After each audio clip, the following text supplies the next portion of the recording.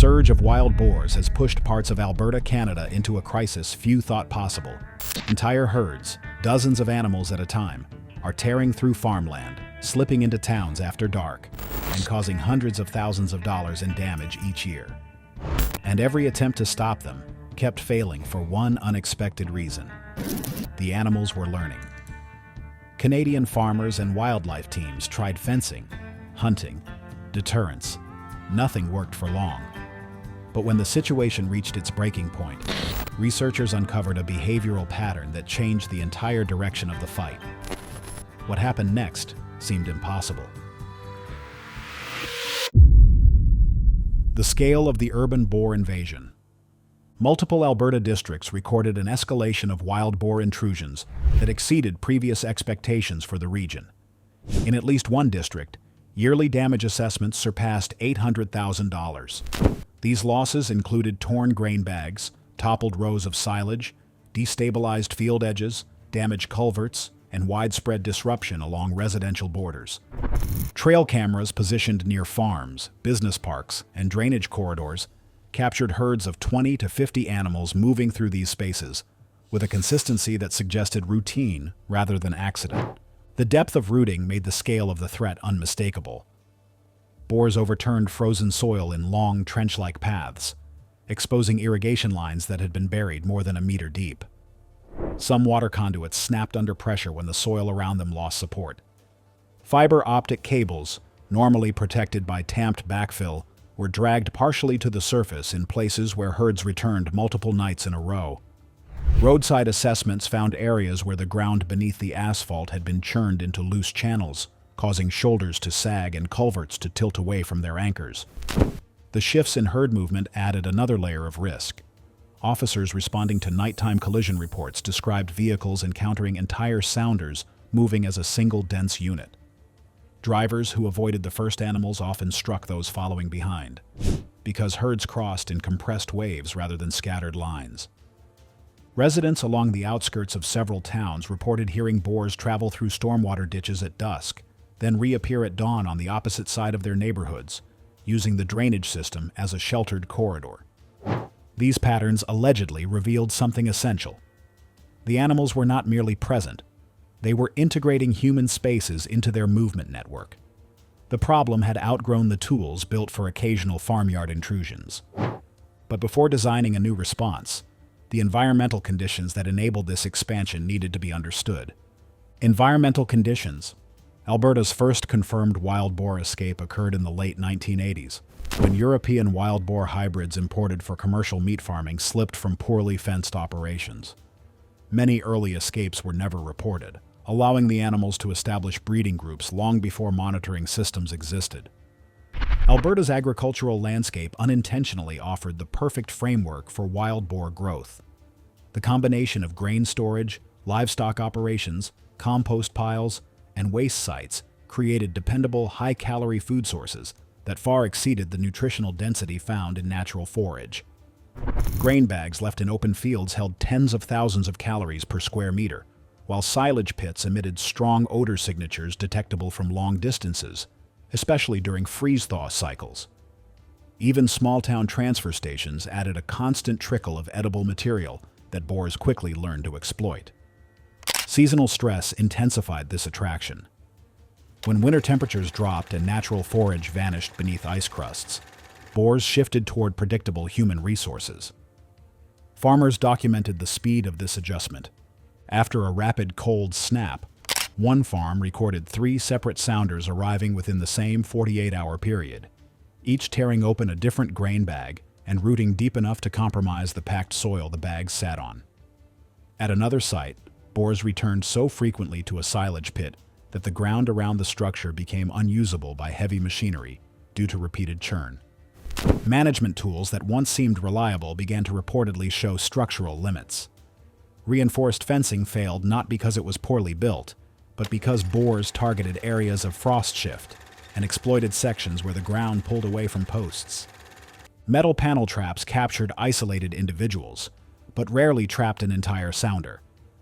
Once one boar escaped or observed another being trapped, the mechanism became permanently marked as unsafe. Hunting, originally deployed to pressure herds into leaving key sites, had the opposite effect. Survivors adapted by shifting movement to narrower, harder-to-monitor corridors and avoiding exposed fields altogether. Farmers and wildlife officers began noting a common theme. Every time a method failed, the boars did not simply avoid that location. They updated their behavior across a wider range. By the time winter ended, it was clear that the environmental advantage belonged entirely to the animals. These patterns hinted at a hidden behavioral puzzle, demanding sharp attention and deeper investigation. Behavioral adaptation. Field monitoring made it clear that wild boars responded to control attempts in ways that resembled coordinated problem-solving rather than simple flight behavior. Camera footage reportedly showed boars pausing before fences, pressing their weight against specific weld seams, then returning night after night to the exact point where tension was lowest.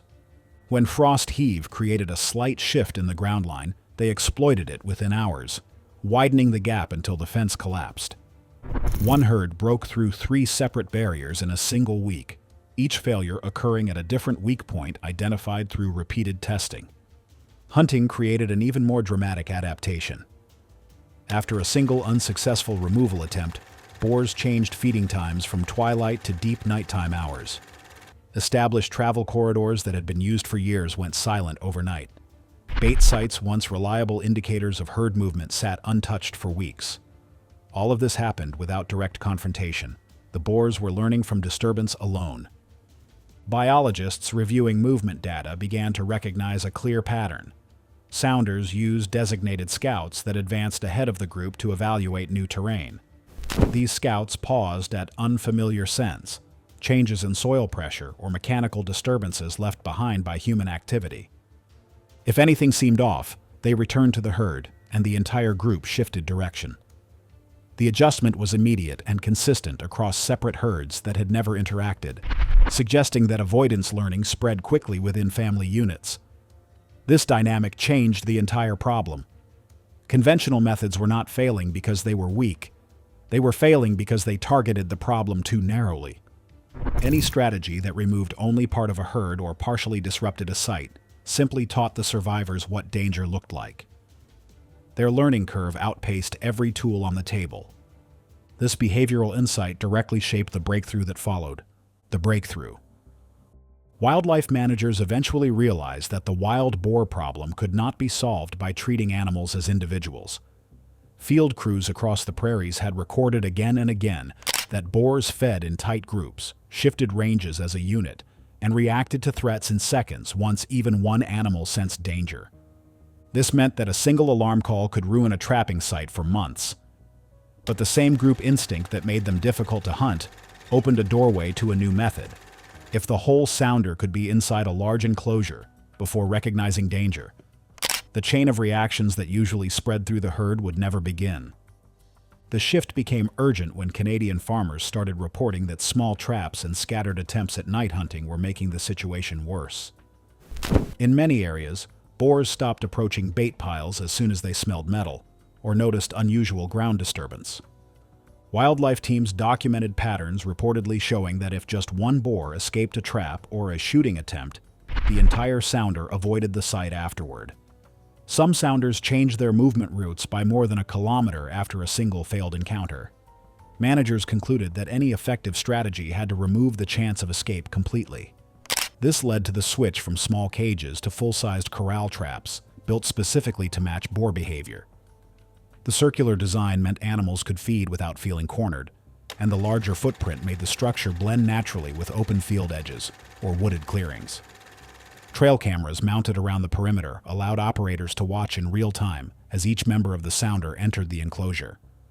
Only when the cameras reportedly confirmed that every animal, adult, yearling, and piglet was inside, did the operator trigger the drop gate by remote control. Because entire sounders were removed at once, there were no survivors left to teach others to avoid that spot or that scent. As wildlife teams continued monitoring sounders across farmland, river valleys, and marsh corridors, they began to map movement cycles that repeated with surprising precision. Boars often returned to the same feeding area at nearly the same hour each night, following routes defined by cover and wind direction. Crews also learned that sounders paused briefly before entering new feeding zones, using collective scent checking. If that pause passed without a threat signal, they settled quickly and fed without suspicion. This small window became one of the most reliable capture opportunities. With these detailed movement patterns understood, corral trapping shifted from an experiment to a reliable, repeatable method across varied landscapes.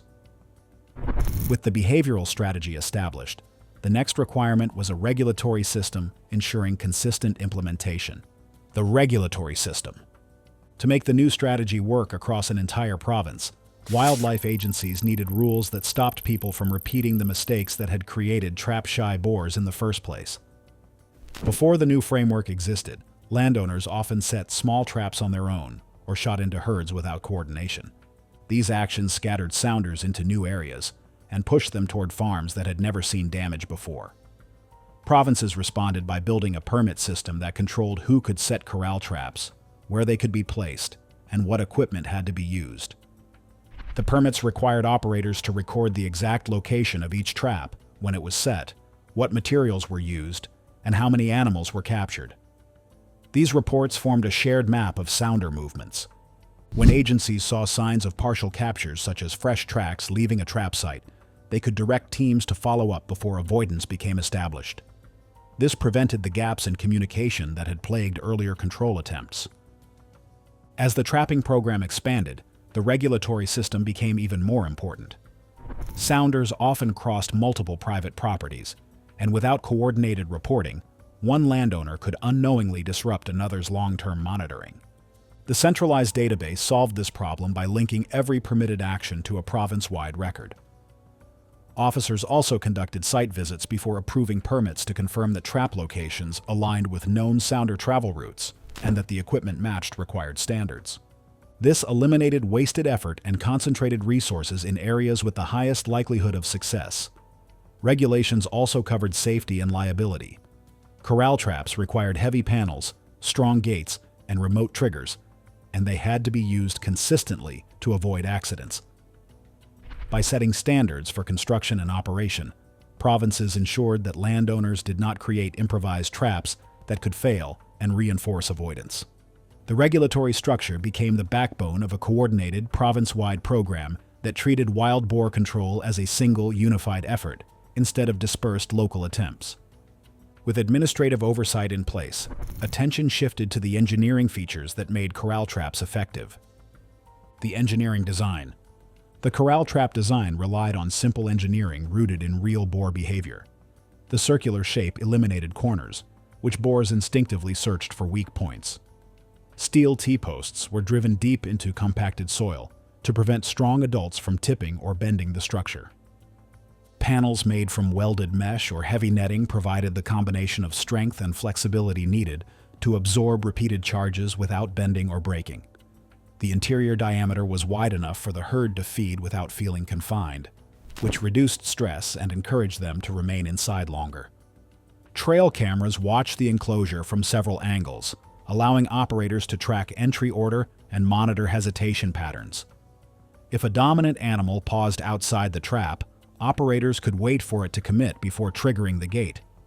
The remote-controlled drop gate was reinforced to fall quickly and lock immediately so no boar could slip under or through it. As field crews refined the design, they experimented with panel height, overlap, and anchoring depth. They found that 5-foot-tall panels prevented jumping even when animals panicked, and tight ground contact at the base stopped rooting attempts.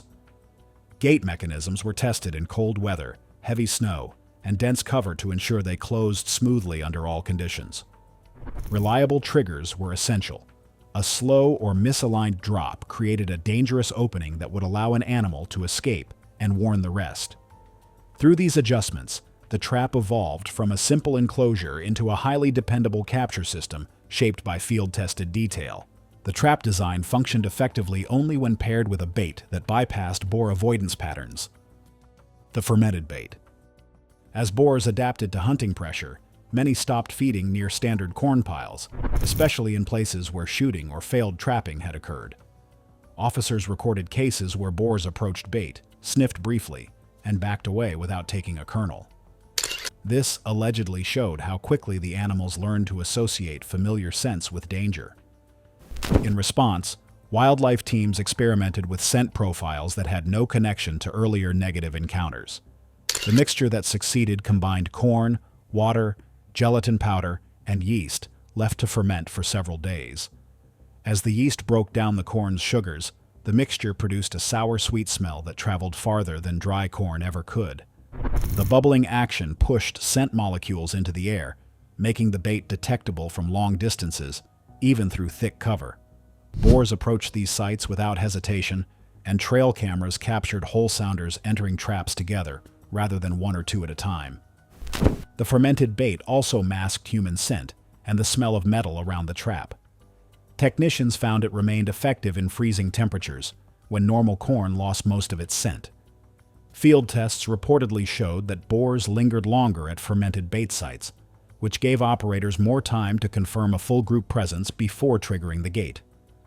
Over time, it became clear that the fermented mixture was not just an attractant, it was the key to interrupting avoidance patterns and making the entire corral system work reliably across varied habitats. Once herds entered reliably, capture and removal procedures became the final stage of the system. Standardized capture and removal practices. Corral trap systems worked because every stage from camera placement to final extraction was built around how boars actually move through a landscape. Most provinces learned that herds approach bait cautiously on the first night, circle the structure repeatedly on the second, and only enter confidently after 2 or 3 days of consistent food access. Camera logs captured these patterns with enough detail for operators to predict when the sounder would commit fully. In open farmland, animals often entered earlier because visibility was high and escape routes were clear. In forested terrain, boars spent more time testing the perimeter, forcing longer pre-capture monitoring. This allowed operators to tailor timing to local habitat rather than relying on a fixed schedule. Regular trap checks also helped teams monitor how weather influenced boar behavior. After heavy snowfall, herds approached from different angles because drifts blocked familiar paths. During heat waves, animals shifted feeding times to the coolest hours of the night, changing the windows when operators could close the gate without risk. These details mattered because the goal was not simply to catch boars, it was to do so in a way that prevented them from learning. The consistency of method across different provinces ensured that once a herd encountered a corral trap, its behavior played directly into the system rather than against it. Additional field records reportedly showed that bait selection influenced approach times. Corn was effective during fall harvest because it blended with existing food sources, while barley or fermented grain drew stronger interest in winter when natural forage was scarce. Operators adjusted bait amounts to avoid overfeeding. Too much food outside the trap encouraged the sounder to linger rather than enter. Placement inside the enclosure had to be centered, since uneven distribution caused dominant males to block the opening while feeding.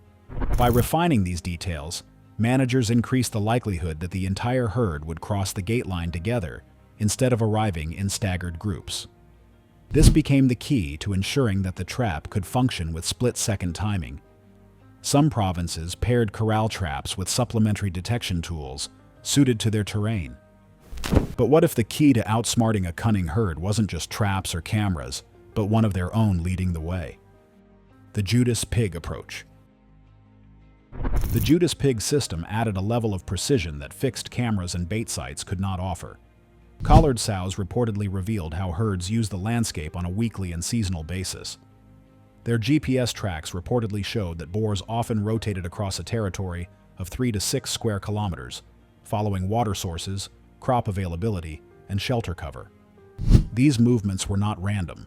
They followed patterns shaped by weather, farming cycles, and the age structure of the group. When young piglets were present, herds tended to remain in denser vegetation and avoided open fields, which helped managers anticipate when trap placement near forest edges would be most effective. Collar data also reportedly revealed escape corridors that traditional surveys missed. Some herds traveled drainage lines that were invisible from aerial flights, while others moved through burned-over forest patches that cameras rarely covered. By mapping these routes, wildlife teams could build traps directly along natural travel lanes instead of guessing where a herd might appear. Once a herd was removed, the collar helped reportedly confirm whether any individuals had split off during the process. If the track allegedly showed a sudden divergence, teams could investigate that path and ensure no survivors remained. This prevented small groups from re-establishing a foothold and undoing months of progress. The additional advantage of Judas pigs came from long-term tracking. Movement logs collected over several seasons reportedly revealed how herds shifted territory in response to crop rotation and hunting pressure in surrounding regions. These data sets reportedly showed that boars tended to return to the same calving and wallowing sites year after year, even after large-scale removals. Knowing this allowed managers to anticipate recolonization patterns and pre-build traps in locations with historical use. In wetter regions, collars also reportedly revealed how herds used frozen marshes as winter travel corridors, allowing wildlife teams to intercept groups that would have remained unreachable during warmer months. By combining this fine-grained movement data with existing trap strategies, provinces gained a detection system capable of responding to changes in boar behavior before they became population setbacks. Combining these behavioral and logistical components produced measurable population changes. Could following the habits of your target be more effective than chasing it blindly across the landscape? Behavior-based control strategies. Corral trapping succeeded on a scale that matched the biology of the species. Population models reportedly showed that to reduce wild boar numbers meaningfully, managers must remove more than 70% of a given population each year. Hunting typically reaches only 10 to 20% removal, even under intense effort, because boars learn quickly and adjust their movement. Corral traps, by removing entire sounders at once, provided a tool capable of reaching the necessary threshold. This is why regions that adopted the strategy consistently saw declines that held steady rather than temporary dips. The behavior-based system also changed how provinces planned long-term management. Instead of scattering traps across the landscape, managers concentrated efforts in zones where control would have the greatest impact along crop edges, near water access points, and in corridors known to connect multiple herds. Judas pig data confirmed whether these zones were positioned correctly, giving immediate feedback when herds shifted territory or new groups appeared at the boundary. This adaptive structure allowed provinces to keep pace with an animal known for rapid learning and fast colonization. As population numbers dropped, managers reportedly observed that remaining herds altered their routines less dramatically than expected. Because survivors never watched a failed capture or escaped from a triggered trap, they reportedly showed no aversion to bait sites. This preserved the effectiveness of the system even as numbers dwindled. Long-term monitoring reportedly showed that recolonization slowed sharply once major sounders were removed, especially in regions where traps were placed along natural choke points, such as river crossings and ridgelines. This landscape features funneled movement and prevents scattered individuals from forming new stable groups. In the end, the system proved that controlling an invasive species required matching its behavioral strengths rather than competing against them.